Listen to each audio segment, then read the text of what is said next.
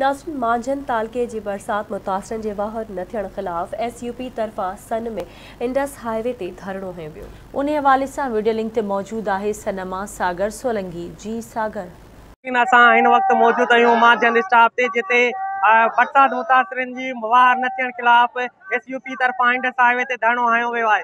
Indus highway ते धरणे सबबि रोड जे ॿिन्ही तरफ़नि खां सवें गाॾियूं बीहजी वयूं ऐं हज़ारे मुसाफ़िर परेशानियुनि खे मुंहुं ॾेई रहिया आहिनि, पर इंतिज़ामिया पारां अञा ताईं हिननि सां मुज़ाहिरनि सां ॻाल्हियूं करण लाइ न आहे पहुती। अचो त हिन मुज़ाहिरनि खां पुछूंदा त उन्हनि जा कहिड़ा मुतालबा आहिनि। पर हालत इहा आहे, हिते कुझु कोन्हे को।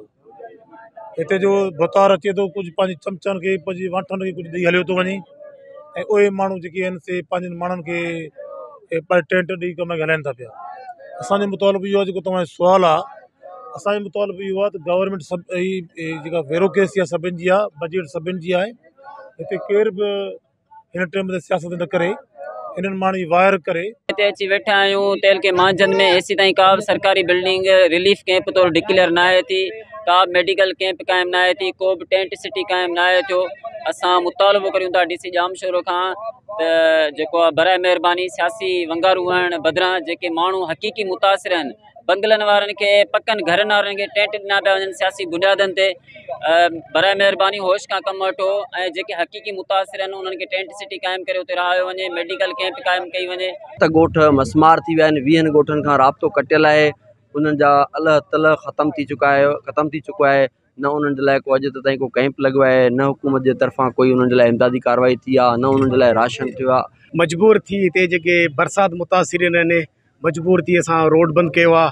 हीअ जेके यूनियन काउंसिल शावेस लाखा ऐं यूनियन काउंसिल शालमाणी जेका मुतासिर थी आहे, लाॻी तो 40 कलाक बारिश जे करे जेके घर माण्हू जा ॿुॾी विया आहिनि ऐं माण्हू बेघर थी विया आहिनि।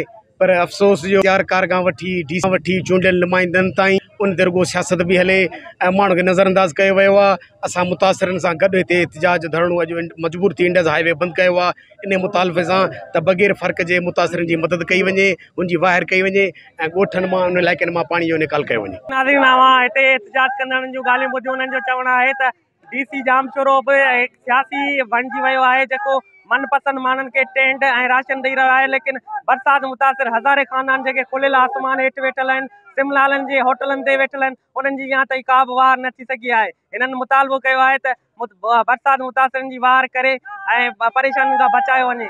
सागर सोलंकी।